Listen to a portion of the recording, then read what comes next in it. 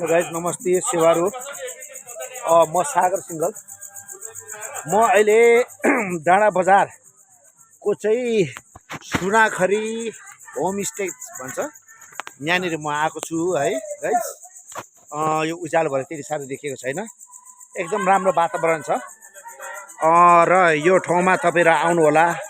सुनाखरी homestay भन्छ, साँगुरगढी गाउँपालिका डाँडा बजार 5 है। यहाँ खाना बस्न र बस्नको लागि राम्रो व्यवस्था छ र एकदम राम्रो ठाउँ छ। तपाईँहरू पनि आउनु होला घुम्नुको लागि। यो ठाउँ अत्यन्तै राम्रो छ। यहाँका हाम्रो दीपक बस्नेत प्रोपाइटर हुनुहुन्छ। दिपक सर हात हल्लाइदिनुहोस्।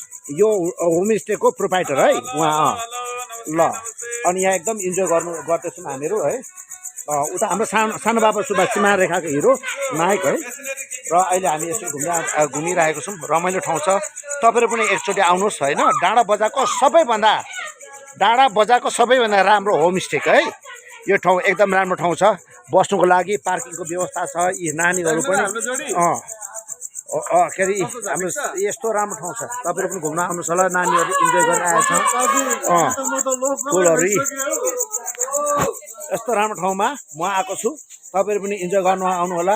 दसैँ र तिहारको व्यस्तताको कारणले गर्दाखेरि एकदम वाक्क भयो क्या धरानमा, त्यो भएर यसो चिसो खान आउनु पर्यो भनेर आएको।